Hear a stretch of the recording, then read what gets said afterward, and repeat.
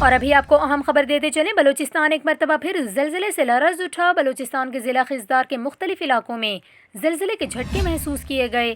آپ کو بتائیں، پاکستان کے زلزلہ پیما مرکز کے مطابق ریکٹر اسکیل پر زلزلے کی شدت 4.2 ریکارڈ کی گئی، جبکہ زلزلے کی زیر زمین گہرائی 15 کلومیٹر تھی۔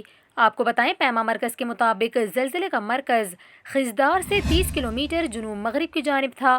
زلزلے کے باعث لوگوں میں شدید خوف و ہراس پھیل گیا۔ لوگ کلمہ طیبہ کا ورد کرتے ہوئے اپنے گھروں اور دفاتر سے باہر نکل آئے۔ یہاں پر آپ کو یہ بھی بتائیں، گزشتہ 3 روز سے بلوچستان کے مختلف علاقوں میں ہلکی نوعیت کے زلزلوں کا سلسلہ جاری ہے۔